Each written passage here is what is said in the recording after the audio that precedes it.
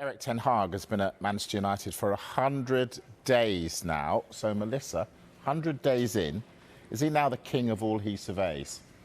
All the signs point that way. If we look at the outlay, United have spent the summer. It's unprecedented, their highest spend, and it's all conditioned towards the players the manager has wanted.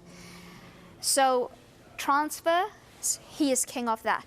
When you look at the culture around the club and the authority, he has full control. That was pretty obvious quite early in pre-season when players like Bruno Fernandes in exclusive interviews were telling us the discipline and the command he has is what was needed at the club, and he is fully in control there. Now, the one issue he's had to deal with is Cristiano Ronaldo. Firstly, his initial absence from pre-season tour, then his return, the fact that he's wanted to leave the club. How he's handled that, standing firm to the club's position, but also being strong enough to reprimand Ronaldo and other players when they left a pre-season friendly early, and then having the courage to drop Ronaldo, who is by far, the player with the highest status he's ever managed. Also dropping Harry Maguire tells you on the football side of things as well, he is the main man. There's no one in the hierarchy saying to him, well, you can't really have this player, or you have to start Cristiano Ronaldo, or you have to deal with him in a certain way. So whichever way we're trying to analyze and slice it, this is Erik ten Hag's Manchester United now. OK, I'm glad you brought up Ronaldo, because the club keeps saying he's not for sale. Despite all those public protestations, though, does Ten Hag want Ronaldo out of there? Ideally, you would never, as a manager, want a player who actively doesn't want to be there, who feels he's better than the current status of the club. He wants to be playing Champions League football. He's also, for the system, not the best fit. We've seen United, the difference in how they play when the forward line is very fluent, when there's a lot of combinations, when they're, out sprinting teams like Liverpool who hardly ever get, outrun, or who never really allow the opposition to register a lot more sprints than them. And when that forward line is in sync and sings, it makes offensive protection and everything else easier. It means they're confident, they're playing on the front foot, they're being aggressive and active in the way they want. So he was not starting Ronaldo before he got the mega money signing off Antony in.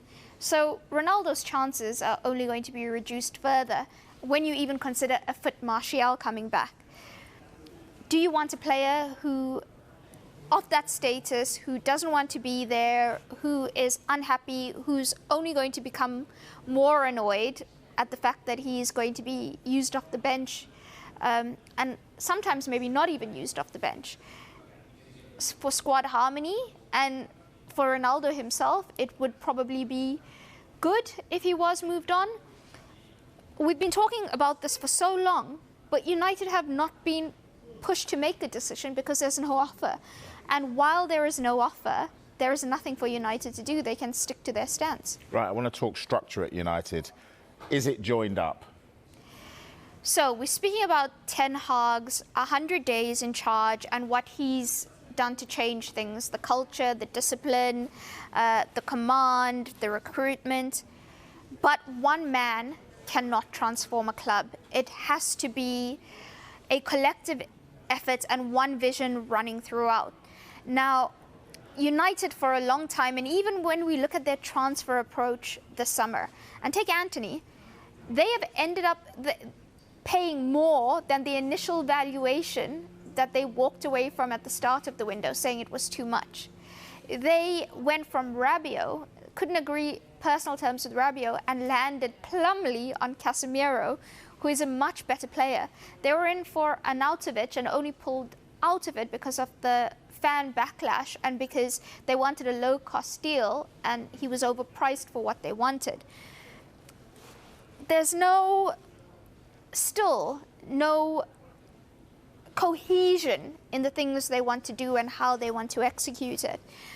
And I think that while the manager is excellent and amazing on the training pitches and stuff, he does need support in terms of recruitment, in terms of making sure the medical people you have are the best in the business.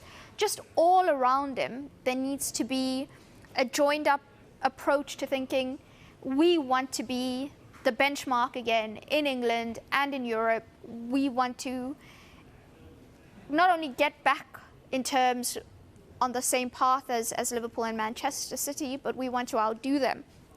And at the moment, I don't think those structures are there and the people are there to do that. And I look at clubs and processes, and Arsenal are one that comes to mind. Because Mikel Arteta, I think from the moment he was appointed, you could see what he wanted to do. And it was a lot of work because Arsenal, from the top 6 clubs, were not in the most ideal situation. And yet you look at where they are now, and it's not just in terms of league position, but the players they've managed to get out, the age profile of the squad, so young, so entertaining, so fresh, so infused with the manager's ideas, how they've changed things and strengthened things behind the scenes. Got a lot of players who weren't really fitting with the culture out, even though they had to take losses on those. But they're in such a healthier place holistically club-wise. And I think United will want to do that as well.